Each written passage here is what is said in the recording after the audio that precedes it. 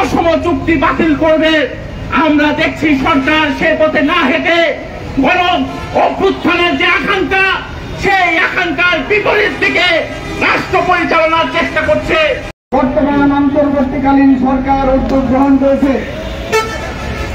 এই ডিপি ওয়ার্ল্ডের সাথে চুক্তি সম্পাদনের জন্য।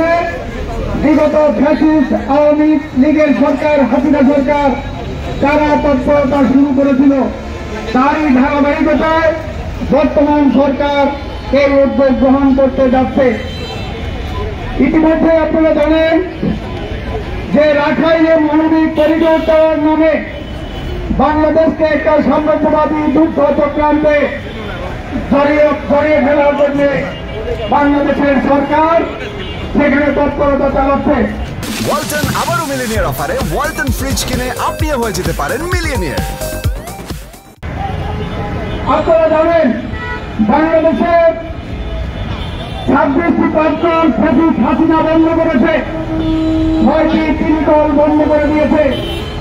সেই কারখানা চালু করে মানুষের কর্মসংস্থান করার সেই উদ্যোগ না নিয়ে সেখানে এই সরকার নতুন করে চট্টগ্রাম ইপিজেডে সমরাস্ত্রের খুচরা যন্ত্রাংশ তৈরি করার জন্য কাতার এবং তুরস্কের সরকারকে আহ্বান জানিয়েছে।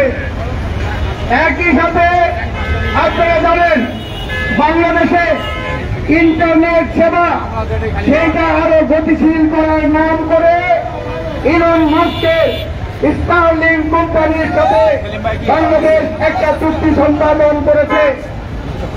আপনারা ইতিমধ্যেই লক্ষ্য করেছেন এই স্টারলিং কোম্পানি সেবা শুধুমাত্র ইন্টারনেট সেবা দেয় না, বিভিন্ন দেশে সামরিক এবং প্রতিরক্ষা গোয়েন্দাগিরি নজরদারির যে তৎপরতা, সেই তৎপরতাও এই স্টারলিংকের নেটওয়ার্ক ইন্টারনেট কোম্পানি সেটা করে থাকে। জেলায় উপজেলায় সমন্বয় বিক্ষোভ পদযাত্রার কর্মসূচি আমরা শুরু করেছি। আপনারা আপনাদের জেলায় এবং উপজেলায় সেই সংহতির উদ্যোগের সাথে দাঁড়িয়ে আপনারা কর্মসূচি পালন করবেন, সেই আহ্বান জানিয়ে আবারও আপনাদেরকে ধন্যবাদ জানিয়ে আমি আমার কথা শেষ করছি। সবাইকে ধন্যবাদ। রাখাইনে করিডোর দেওয়ার নাম করে তারা মিয়ানমারের যে গৃহযুদ্ধ চলছে, সেই মিয়ানমারের গৃহযুদ্ধে বাংলাদেশকে জড়িত করার চেষ্টা করছে। ভারতের উত্তর পূর্বাঞ্চলের দেশগুলোকে, জাতিগুলোকে জড়াবার চেষ্টা করছে। শুনতে ভালো শোনায় করিডোর, একটাও তো রোহিঙ্গা ফেরত দিতে পারেন নাই। নতুন করে ডক্টর ইউনূসের সময়ে আরো রোহিঙ্গা এসেছে, কাজে আমরা এগুলো বন্ধ করার দাবি জানিয়েছি।